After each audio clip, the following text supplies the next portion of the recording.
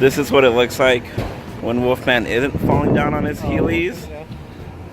Like, I'm just replaying that image in my mind now. Cool. So we made it to day 2. Totally slept in. I'm tired as fuck, so. To the vending hall we go. Yeah, this is gonna be fun. Oh, Elevator's cosplay. It's adorable. He's a lot cooler than I would ever be in my life. But yeah, we're gonna go in there. It's gonna take forever, but we'll see.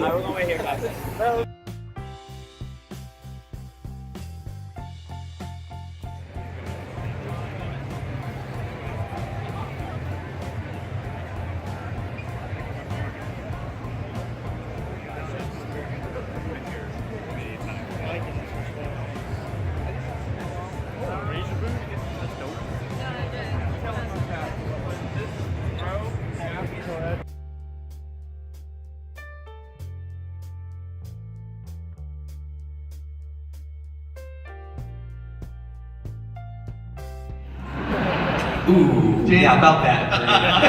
Don't worry, I was on set, I know how. Daniel, anything you want to say, or should we jump in? Do you want to open right to the? I think people will probably want to see some stuff, and then we'll talk a little bit, and then probably have a Q&A, if that's good. So we have a teaser trailer that we've been putting together to share with you all. No one has seen this, not even Bernie. Have you seen it? Yeah. Okay, good. Okay, so we have to cut the stream for this, but everybody watching the stream at home, come back, keep watching. We'll be back in about a minute and a half, 2 minutes. Gotta cut the stream? What a gridlock. Well. Okay, here we go. Enjoy.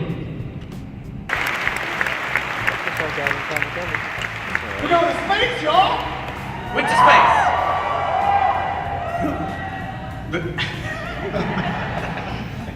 Bernie, what'd you think? I liked it. One note, a little more Bernie would be great, but you know, that's not enough Woody. Get it? Well, Woody's missing in this film. Yep. And Laser Team's on a search to find him. That's the first time we've said that, right? Like we put out a teaser poster that implied that, but that's the first time you've said what the basic premise of the film is. Yes. Yeah, so we pick up with Laser Team after the first film. You know, I think with everybody in Laser Team expecting that things were going to go swimmingly for them and they would go on for their next big adventure, but we find that things have not gone so well. Yeah. And the team is kind of falling apart, and the only one who still is has a job is Woody. And then he gets lost, he vanishes, and the rest of the team has to come back together and go off and find him. Somewhere in the galaxy. Somewhere in the galaxy. You know, it was a big point of discussion when we were talking about the premise for Laser Team 2, and Daniel, I know you felt very strongly about it, was the idea that Laser Team had to go to space, that they had to be in space. Well, there was a promise made at the end of the film, and that I think, I wasn't there, but was that a joke? What's that? At the end of the first movie ends with this, like, was that a joke? Was that an intentional thing? Well, since we based the entire second movie on that, it would be weird to say it was a joke now. But I knew that, like, we had that discussion. I was just like, I feel like the fans want to see us go to space, you know, and like that seemed like the next progression for the team. So yeah, I just wanted to go that direction. I don't, Marcus, what was your reaction when? I didn't fight going to space at all. Sounds great. Can I go with them, please?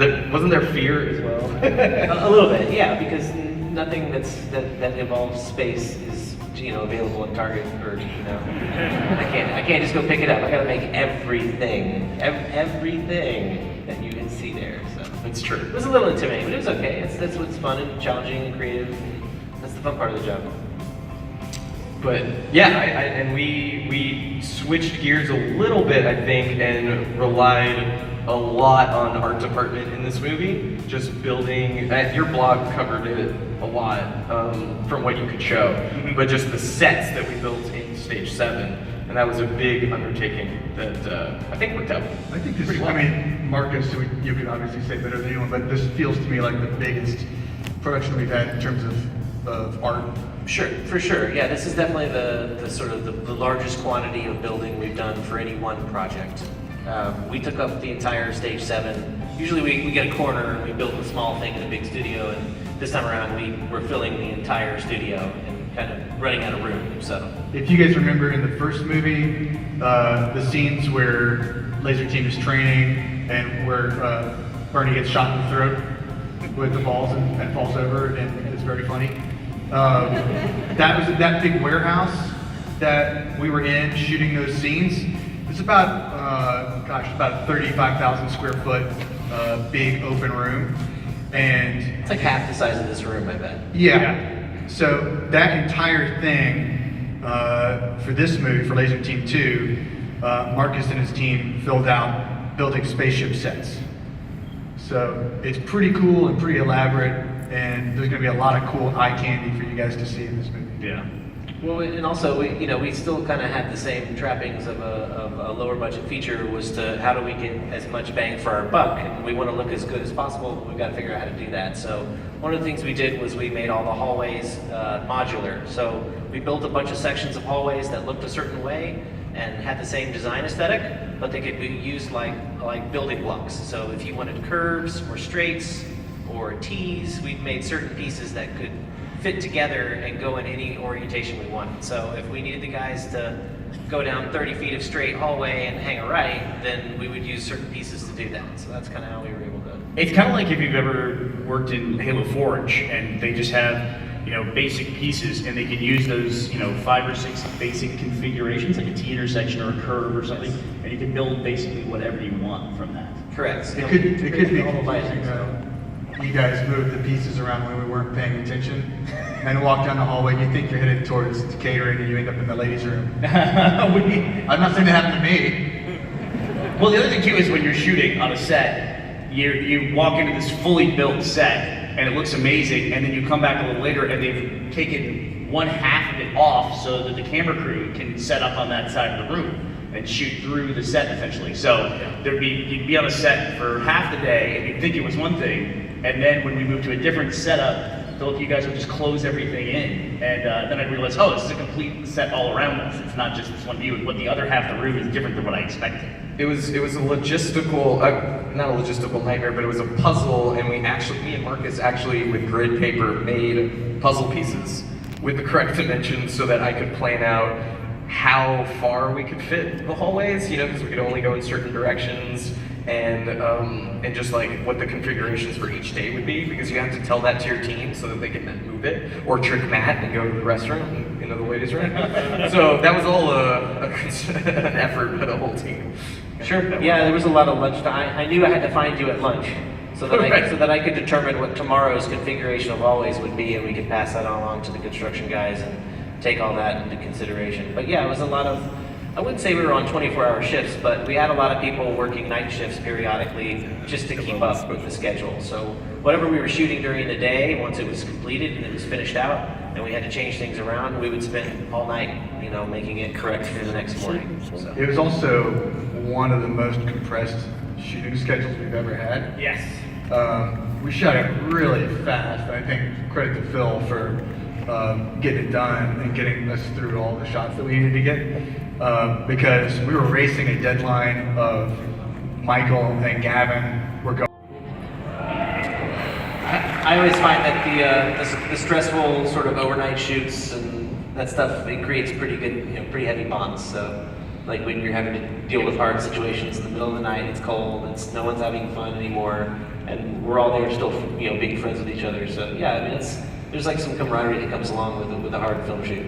Yeah, it's, we get to do fun stuff too. Like we've shown some of the different things, like the new suit we've shown on the poster. People were commenting on Reddit, I saw. It's interesting that you bring up the new suit. Right. Because we have a scene that presents. I'll wait to bring it up later. That's I can show it now. segue. Yeah, why don't we show one more clip and then we can go to questions after that? Yeah, and then you can tell your story while people. You guys want to see one more? Hey, cut. Yeah, we're gonna cut the screen one more time. Cut the stream one more time. Wait 1 minute. Okay, here we go.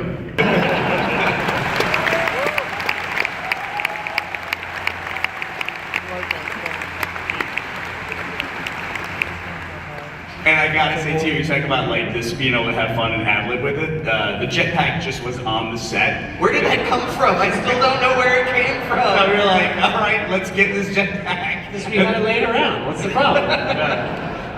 It's just, yeah, we go to do that scene, we've got it planned out, and then someone finds a jetpack. It's like, It happened exactly like that, where we were supposed to be shooting, and we turned around and Michael was wearing a jetpack.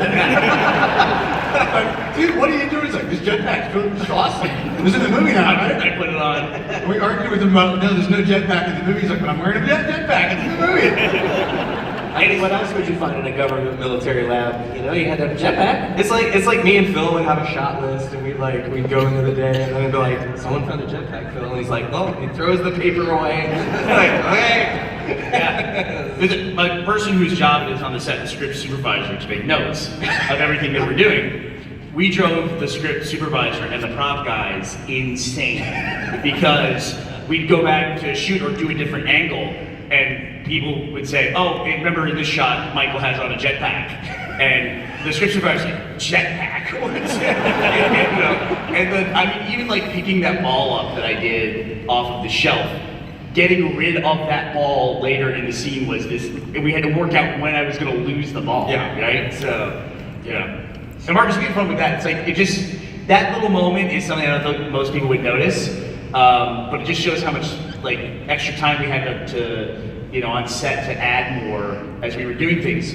Because when he's working with a rift, you know, through time, like it's some kind of portal that goes through something. Is it time? They don't go through time. She's very explicitly said that. She said that explicitly in the trailer. I still don't get it. It's not about it oriented. Okay. But because of that rift, which, you know, is a portal from basically one place to another, he had tennis balls there on the set. I thought it'd be funny if he threw them through the you know, through the rift. And then we realized there was a scene in Poltergeist. Yeah, this is your Poltergeist reference, right? Right, where they were throwing tennis balls through and they had them numbered. Carol Ann! Yeah, so we pulled up Poltergeist on set and made sure we numbered the tennis balls exactly like they were in Poltergeist. Like, somehow Woody got one of these tennis balls from there. So it was just fun to do even little things like that no one's gonna notice, but we had a lot of fun doing it on set.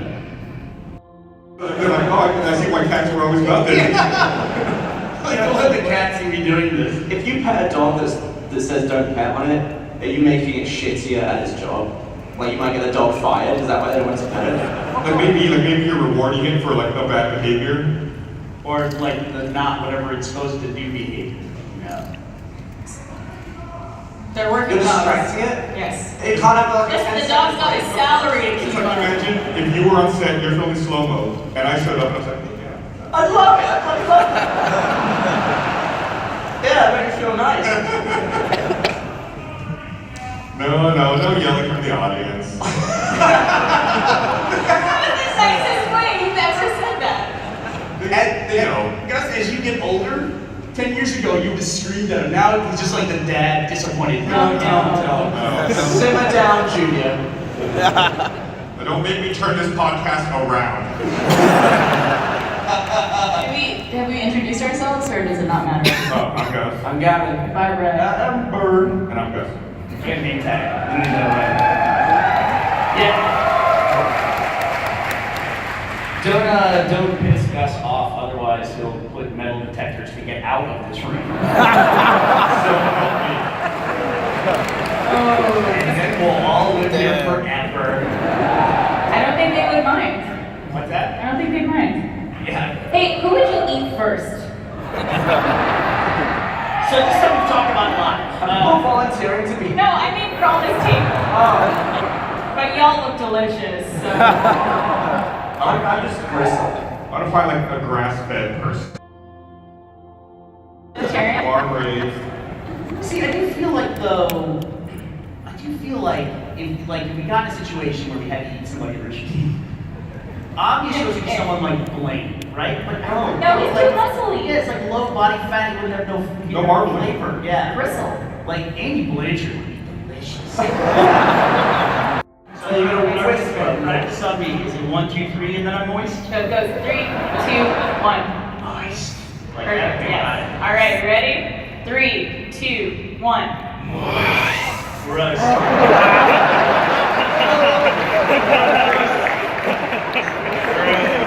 Like, if everyone got wet at the same time, could you like wring it out into a jug, like totally? Like, bring what out? Vagina lips? Like, how much moisture does a room this big have in the genital area? I'm more worried about the wringing it out. What do you mean? Squeeze the labia. Thanks for the lucky girl. Be gross, isn't it? Do you get home? She's like, hey, baby, ring me out. Alright, should we try the mid-group podcast tradition? 3, 2, 1, should we try it? Hey, how many of you, this is your first podcast panel ever? That's a lot of you. So here's what we're gonna do. Just like you said, moist. Shame on you. We are all 3, 2, 1, and everyone in this room is gonna crack their knuckles. No shouting during it or anything. Just enjoy that horrific sound you're about to hear. So here's the way it's gonna work. 3, 2, 1, crack. Everybody ready? All right. Listen. Don't hurt yourself. You know you're living. All right. Ready? 3, 2, 1. Oh my god. Oh my god. I can see the people's looks on their face from go from excitement to, oh. What is up, friends and foes? I guess this is kind of like a post-credit scene for this vlog. Kind of did abruptly end. I don't know what happened. I want to say it didn't record much, honestly. That kind of bums me out. But again, thank you guys for subscribing. I have creeper glasses on, so kind of want to take some candy from me. But again, I hope you guys do enjoy the rest of the video. Again, I'll upload more as I edit them. I'm not dead, not giving up, but a lot of things come up and it just kind of sucks. So yeah, bye.